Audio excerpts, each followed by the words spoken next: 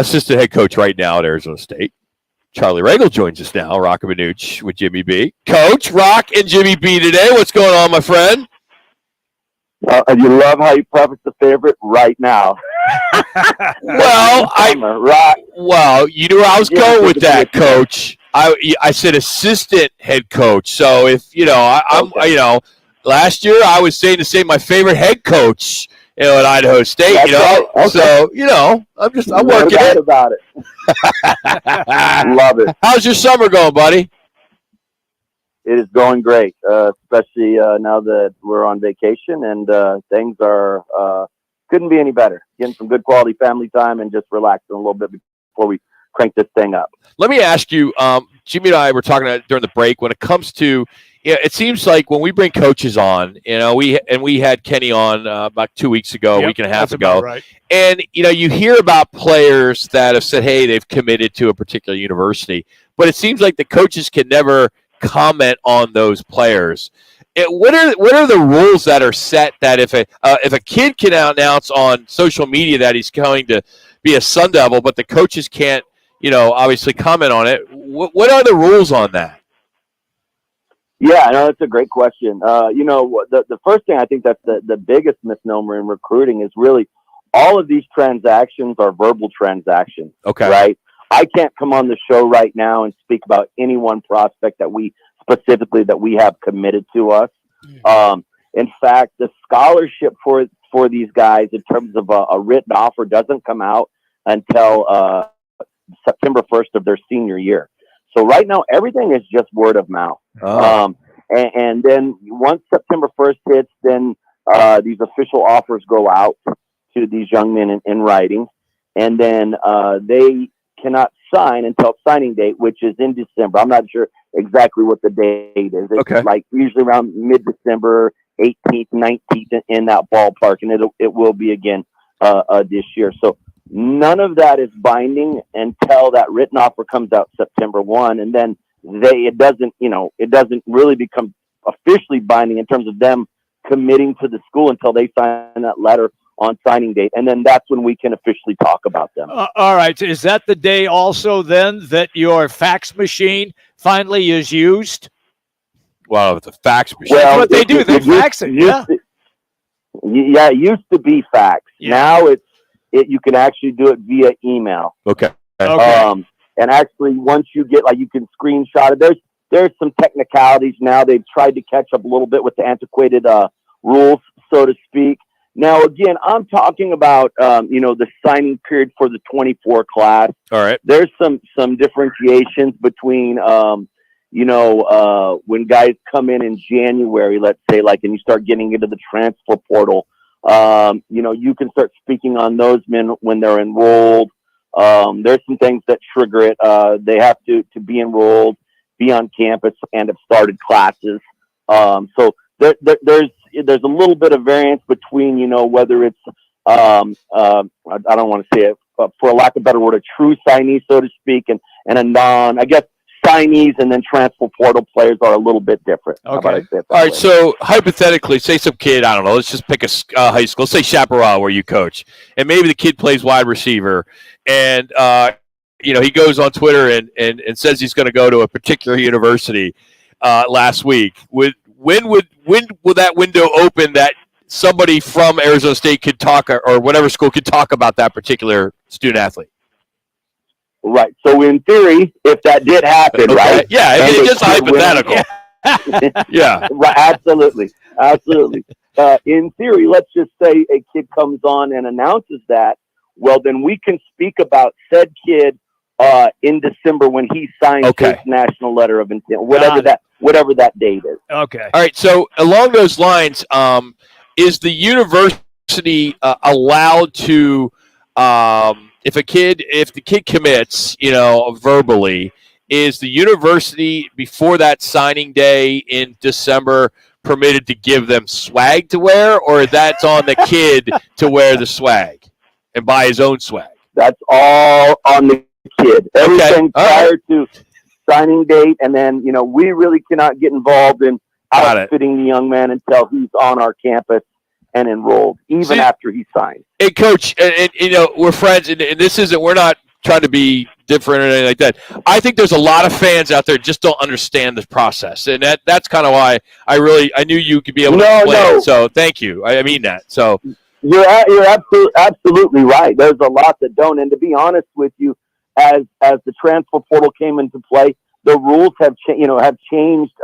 They're moving rules. You know what I mean? Like it's happening in live time as the transfer portal process came to play. So it's very easy if you're not into it. Hell, I get confused at times. Yeah. And I live it on a daily basis. Yeah. Yep. So we just at our place it's just big. Is like if you have a question, ask. That's the easiest way so we can stay up with our compliance. They do a good job, make sure that everything is buttoned up. But it is hard for the average college football fan to really understand the process truly inside and out. All right, so along those lines, Coach Charlie Ragle joining us.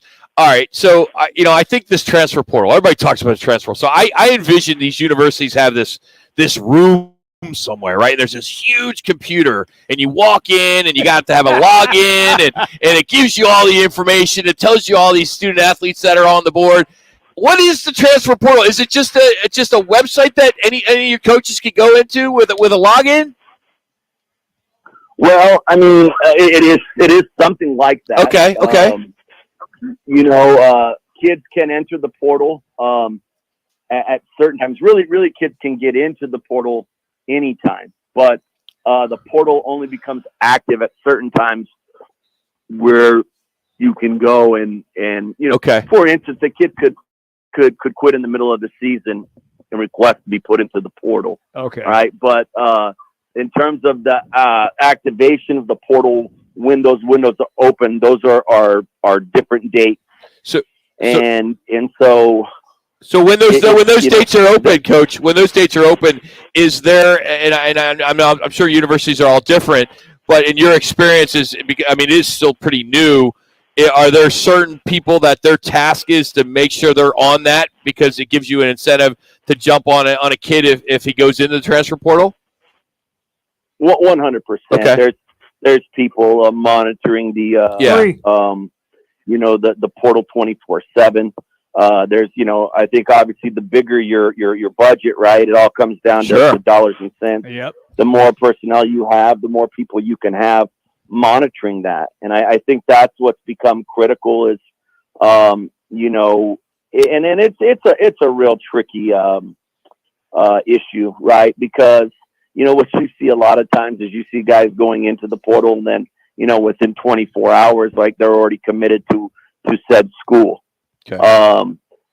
So there's that didn't take very long, right? So, guys can read between the lines. I'm not going to point fingers. I'm not pointing fingers at anybody at all. I just, there's probably a lot of legwork done a lot of times in advance through different, functionalities of these players and their the people that support them. So it is a tricky situation to navigate. But to answer your question, most definitely every university is monitoring the portal and the players that go into it. All right, then I'll ask you just a football question. Yeah, so I'm intrigued by that stuff. That's why I'm asking. I know, Coach, I found it interesting. I think it's great. Yeah, I liked it. Coach, I'm just curious about the development of quarterback Trenton Bourguet. What have you seen his improvement level as now you start to get ready for camp in earnest? Yeah, I think the one thing that stands out about Trenton is that he's really just like people say these words, and I hate cliches, but this guy, as I'm about to drop one, he really is a true gym rat. Like he just, when you look at him, you say, okay, well maybe he doesn't have all the quote unquote physical skills that you would think are going to set you up to be a high level winning quarterback. And then you watch him go out there and he just does his job. And there's so much to be said for that. He's not going to beat you. And that's the thing that struck me in watching him, and watching him from the time I got, here to Arizona State over these last 6.5, 7 months is just he's a technician. He goes about his work diligently. He doesn't go around trying to make a big name for himself. He just shows up and does his job. And, I'm a big proponent, and people might not like this expression, but I'm a real big believer that, first of all, I'm big about positive connotations, but this is one where, most teams in college football are lost, not won. And if you watch games over games, teams, usually do something to beat themselves.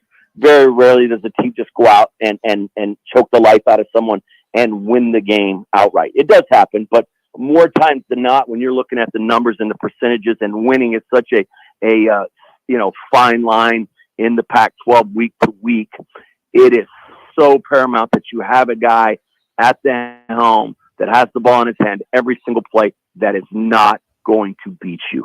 Doesn't have to win it, but he dang sure can't beat you. Coach, last one, and when we had Kenny Dillingham on the program the other day, he told the story that you said it's Kenny, not Ken. I was floored. I thought that was one of the greatest stories ever. It's so cool that you guys have such a bond and you have such a history together, and what you guys have done there and the coaches you guys have brought in, especially ones that have head coaching experience like yourself. Mm-hmm. I think that the future is so bright for the Sun Devil team, the sleeping giant that people hate hearing. You hate cliches, that's one. But it's so true, and I wish you guys the best of luck, and I can't wait to be on this journey with you guys. It's going to be a lot of fun. Well, let me say this. First of all, it is a unique relationship that we have, Coach Dillingham and myself. By the way, now it's Coach Dillingham.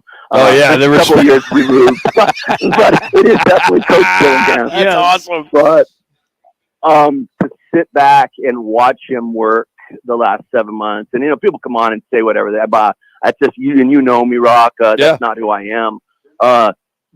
It has been impressive, and I tell him it all the time. I'm proud of him. To watch him work and see what he's doing, the energy he has, and how he attacks recruiting, will be a difference maker for us. And I think the biggest thing that we have going for us that they haven't had in a long time at Arizona State University is we believe in the Sun Devils. We believe in Arizona State. We believe in the Valley. It is something that is in all of us as a staff. It is a special place. And if there's anybody that's going to wake this thing up, it'll be this group of coaches and these players, because our fundamental foundation is vested with the people in the Valley. And at the end of the day, you win with people. And, that goes to be said to you guys. I've been coming on this show, from the time I started, coaching at the school down south, and you guys have always supported me, and I just, the loyalty and appreciation for that goes unsaid. And it's those kind of relationships that will ring true and help us deliver, hopefully, on, those special seasons in the future for Arizona State football fans. Coach, I need to buy an ice cold coffee one of these days, or one of the cold ones. So when you're ready, let's do it before you guys get real crazy. So thanks for jumping on with us today, buddy. When I get back into town, I'll be in touch, man. Right. Appreciate you guys. Go Devils. You got it. That's Coach Charlie Ragle. You can follow him on Twitter at Ragle Charlie, and we appreciate him making some time. We'll come back with more Rock and Minuch with Jimmy B, Fox Sports 910.